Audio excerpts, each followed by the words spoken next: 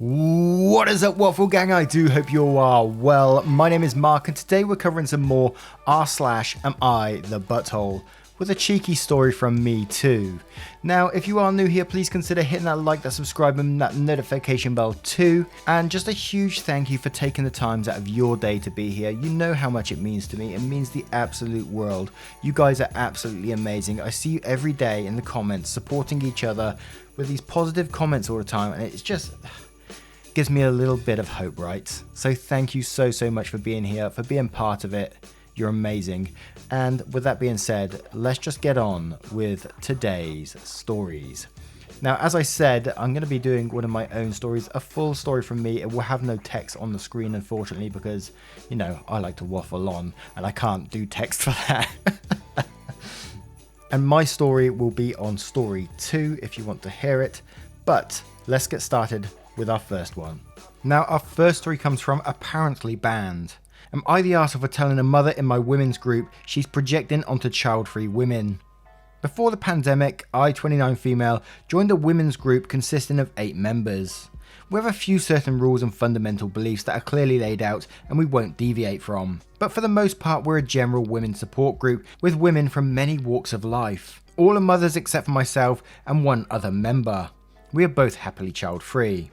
I don't hate kids by any means, and it's been my observation mothers get the short end of the stick a lot, so I don't have any qualms how often the topic of conversation veers into mothers venting about that and all that goes with it. Janet is my age with 3 kids and does this often. Again, not a problem. But during our weekly meetup on Sunday, now held via Zoom due to COVID, Janet and another member started discussing how having children is something women have a natural instinct for, and that it's like a primal urge, and saying otherwise is deluding yourself. They were seemingly speaking generally, but me and the other child-free member still took an issue with this. We both agreed out loud that Janet was likely projecting onto us because she sometimes questioned her own decisions. Things got ugly from there. Janet disconnected and the group lead said that we should all take a break for the week. Earlier today, the lead contacted me and said the rest of the group had voted me and the other child-free member off the island for a 2-week ban. Her reasoning was we had lifestyle shamed Janet. She went on to explain that Janet was actually saying that child-free women should be allowed to change their mind about having children without being shamed.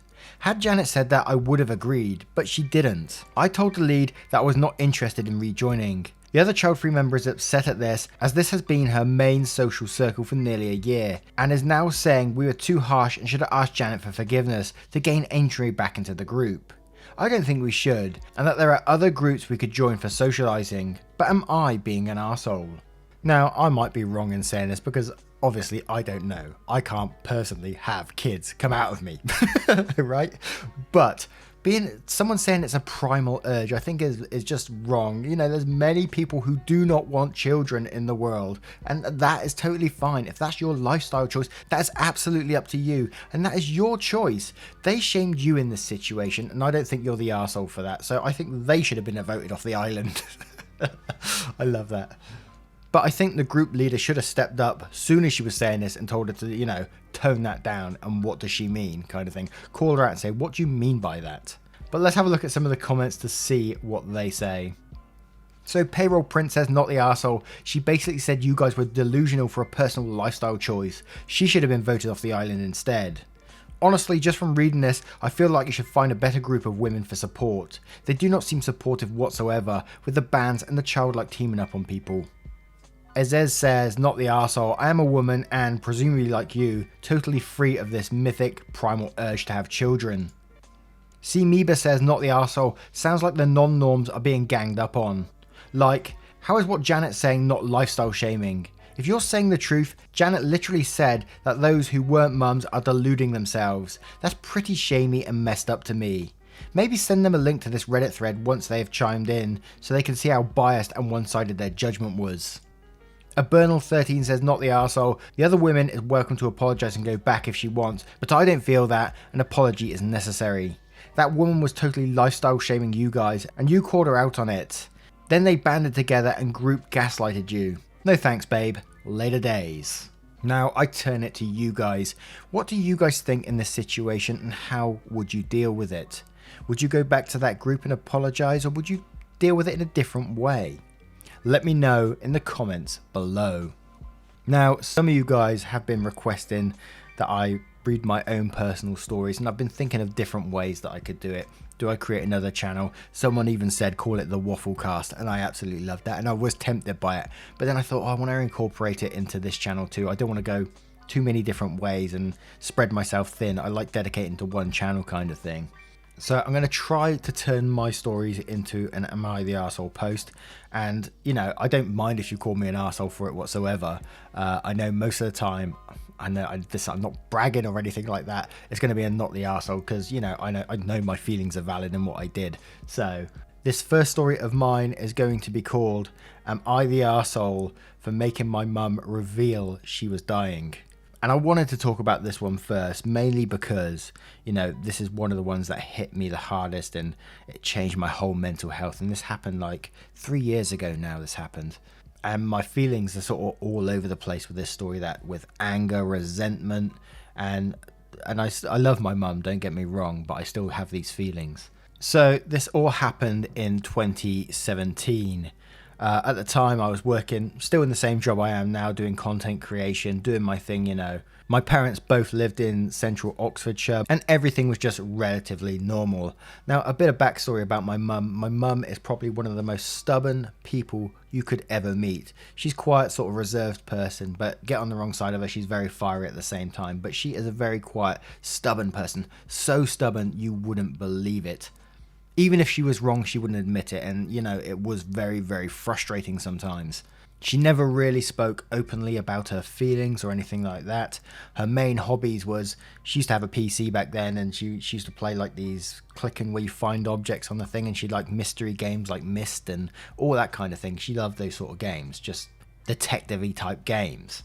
But over time, before this happened, before February 2017, I noticed she was sort of going downhill, very almost in a depressed state kind of thing, very quiet, would just go to a computer all day, sit there and then go to bed, and that was sort of it. She wouldn't leave the house, she wouldn't go do anything like that, and she's just very enclosed in her own little space. Both of my parents had retired at this point, so they were both at home all the time. My dad would go out during the day, do the shopping and things like that, because he loved to socialise. He goes over the shops and just talks to any old random person. He absolutely loves it. But my mum would get to the point where she starts calling him when he's out and things like that, which obviously was making me uncomfortable in itself, because my dad had to lead his life too, and I didn't want him to get dragged down this rabbit hole that I was seeing starting to open. But anyway, time started to move on, and I noticed my mum started getting like a hobble, and she was blaming it on her hip was going, all that sort of thing. And I spoke to her, I said, look, let's go to the doctor, get this sorted, you can get replacements, you can get all this sort of stuff now. But she didn't want nothing of it, and I was tempted to phone the doctor myself, but if I had, you know, I'd probably been out of the family. It's that simple really, and maybe I should have, and I do feel incredibly guilty about that. But time went on, the walking got worse and worse, she was hobbling around, and eventually she went upstairs. She moved upstairs, and she had a laptop where she was playing her games, and she was watching TV upstairs, and she was pretty much in bed most of the day, right? We would visit often, not really approach the subject directly, and not tell mum that you need to get out of bed and all that sort of thing. And again, more time moved on. She became more dependent on my dad, and things like that. And I probably should add as well, my mum was a heavy smoker, and she did like a drink in the evening as well. She liked rum and coke. So she did drink, she did smoke, not the healthiest of lifestyles, right? And my mum just became a shell of the person I knew. It was really difficult going to see her. You know, I start, and this is going to sound horrible. She wasn't the person I knew. It felt like I was talking to someone else at times. I still have absolute love for her, don't get me wrong, but I felt like I was talking to someone else. She wasn't really interested in topics I were talking about, and it was just sort of a formality when we did go to talk to her and things like that, which, you know, I'm trying to understand that she was probably in a very, very depressed state at the time. And, you know, I wanted to call the doctor again, but I didn't, and this is a fault of my own, and I'm very well aware of that. And I have 3 other brothers, so I have 3 who are all older than me. As I told you before, I was the last child, the last chance at a girl. Big fail, right? My middle brother, who I call A, was very much the same path as me. He gets more frustrated, he gets more angry about these sort of things, and you have to sort of calm him down. But he was very much the same mindset, that mum is just wasting away in bed at the moment. She's doing nothing. And what was more frustrated and I felt resentful for is that it was being pushed onto my dad. My dad was taking care of her, you know, doing all sorts for her really at this point, and I just felt so sorry for him that he was doing all these things. And I know he did it out of love. He wanted to do it because it's his wife. I would have done it as well for my mum, you know, but, you know, there's no way she would even let me near her. But some more time went on, a couple of months passed, and we noticed, you know, more was happening. She was getting bed sores, so a nurse was coming in to have to help with that situation. She wasn't able to walk as well because she laid in bed. She was wasting away. She had to have a commode in her own room to go to the toilet, and my dad had to help with that situation as well. A quote from my dad was, "I've had to do things that she would never ever let me do before." So like he was having to put cream on her, like her backside and stuff like that, because, you know, she was just suffering so much because of it. And it got to the point where me and my middle brother were having these phone calls, and we're like, you know, this can't continue like this. What the bloody hell is going on? We knew something was happening. I knew something was happening long ago, and I didn't tackle it. And yes, I'm definitely an arsehole for that. I should have went to the doctor regardless of the outcome of what my mum would have said. She could have disowned me, but, you know, things could have been different now. Anyway, me and my brother were chatting away, and we were sort of like, you know, this has got to stop. This has got to come to an end now. So we talked to my next brother up, which I call L. So L and A, we were going to meet up, and we were just going to go and talk to our mum directly. We were going to go to her house and talk to her and just ask her what the hell is going on here. We know doctors have been in the house, we know nurses have been in the house, but we was being told nothing. Just that she had bed sores, and all because of her hip was gone. Our eldest brother couldn't be there because he lives like 300-400 miles away, and he couldn't come down just for that particular thing, which we don't mind, you know. He's got his own family to lead and all that sort of stuff, but he wanted to be there, don't get me wrong. So I went down after work one day, got the train into Oxford, and met my brothers at his house, which is like 2 minutes down the road from my parents' house. And we were chatting, talking about how we're going to do it, and then we said, come on, let's go and do this then. Went down to my dad's. My dad was shocked to see us. He was like, oh, what's going on, boys? What's going on? And was like, nothing. Can we have a chat to you? And mum was upstairs, obviously. So we went into the back room, was talking to our dad, and we're saying, like, what is going on here? This is my A brother was saying, what is going on here? What's happening? Someone's not telling us something here, right? And my dad was like, no, I don't know nothing. And he was totally innocent. He was, this is my dad. He was just like totally oblivious to the fact that something deep was going on here. And it was really, really hard. At that point, my next brother, not my youngest brother, because I am the youngest brother, my next brother, L, stood there and said, look, I can't do this. So he stayed downstairs with my dad. Me and my other brother, A, went upstairs, and we said to our mum, she was shocked to see us. She was like, oh, boys, how you doing? And she actually seemed a bit more chirpy at that moment. I can remember it. And we sat down and we sort of said, Mum, what's going on here? What are you not telling us? There's something going on here. And at first she said, no, nothing like that. And I've kind of left out a part of the story here. Like, when I used to visit my mum in the evenings and things and come home, I would be bawling in the car. I would be like depressed, basically. After I left her, I knew something was there. I couldn't confront it, and I was just in tears. Like, every time I drove home from their place. Oh, it's getting me going just talking about it. And this was happening like several times a week, where I'd just be home absolutely in tears. And then I can remember sitting there one day at my computer, and I was just thinking, I've had enough. I just want to end it. And I remember that thought so much. And I remember just a family member coming round, and they were talking to me, and then I just said that. I just said it out loud. I thought, if I don't tell someone, you know, something could happen. So I did say this. I said it to him, and that day I arranged a doctor's appointment, and then, you know, I was diagnosed with depression. I was put on sertraline at the time, and I went through that, and things were looking good after that. And this was all before we confronted my mum. So whether this helped me with the situation, the whole sertraline and all that sort of stuff, I don't know. I certainly felt better for taking it at the time, though. But yes, back to the situation with my mum. So we went and confronted her. She was sat in the bed. She was shocked to see us, and we both said to her, what's going on? She was claiming nothing at this point. My brother was stood there not knowing what to say. We were just sort of looking at each other, and I turned around and just sort of said, Mum, I know something's going on. And I said, And I just burst into tears. I was literally in floods of tears. I've never, ever felt like that in my life. And I remember swearing. I said, just fucking tell us, Mum. Just fucking tell us. And I was bawling. And it got to the point, and she said, no, nothing.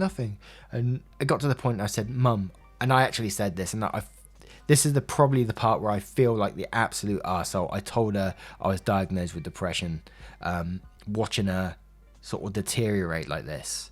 And then I remember her just saying, oh, Mark. And then she said, do you want to know? And I said, of course I want to know. We all want to know what's happening. And then she said, I'm dying. And she later told us it was, the doctor told her it was cancer. She didn't say what type of cancer or anything like that. And after she told me, I just felt everything just sort of fade. It was like, oh, like relief.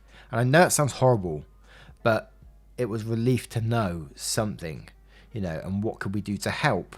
She told us she was told she had 3 weeks to live. More about that soon. But my eldest brother and my next brother up went away, and they went back down to my brother's house after a little bit. I sat on the edge of the bed with my mum, just talking, asking her if she's scared or anything like that, and just chatting to her, just totally normally, saying, I'm glad you told me. And she was like, really? You're glad you know? And I said, yes, I'm absolutely glad to know. I'd rather know and try and help out if I can. We were chatting, both crying, all that sort of thing. And then I thought, shit, does my dad know? And I asked my mum, I said, does Dad know this? And she went, no, I haven't told him. And then it was like, well, I said, we've got to tell him. We've got to tell him. She said, no, I can't. I said, do you want me to tell him? And she was saying, if you can.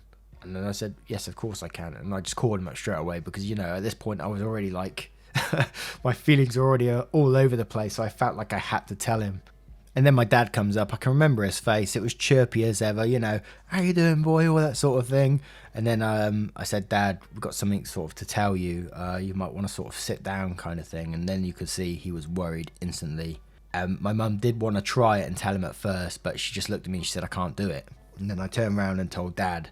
And he was like, oh, bloody hell, when I told him. And typical Dad, he hugged my mum and then he said to me, I can't remember exactly what it was, but after he said it, I remember just bursting into tears again, and we hugged and all that kind of thing. And then I sort of thought, well, after a little bit more talking, I thought I'd best get out of the way so my mum and dad can have their own little chat.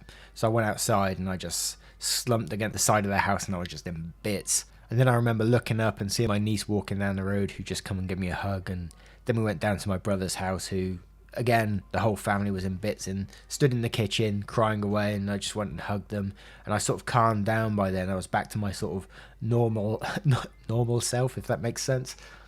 But I'll never forget the feeling of relief and pain all at the same time. It was really, really tough.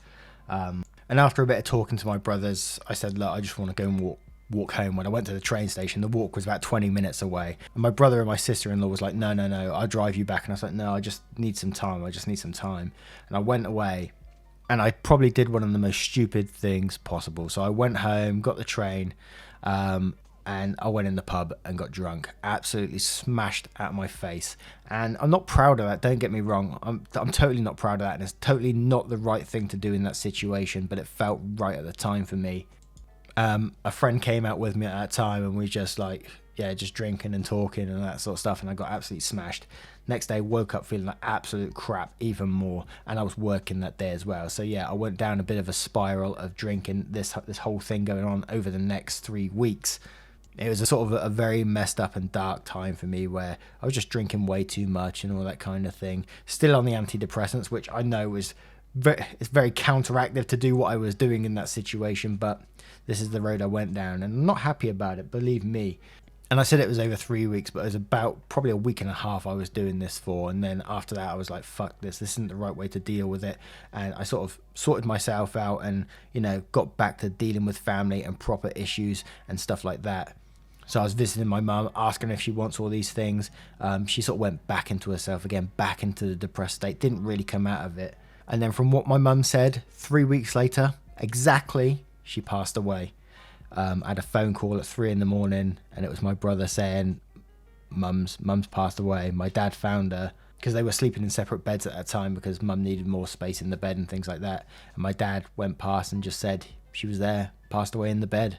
I, of course, got up, went down there, Walked straight. I could see my family sat in the living room. I went straight up to see my mum and things, and I was just sort of sat there chatting away, just saying like, I miss you, all that sort of stuff.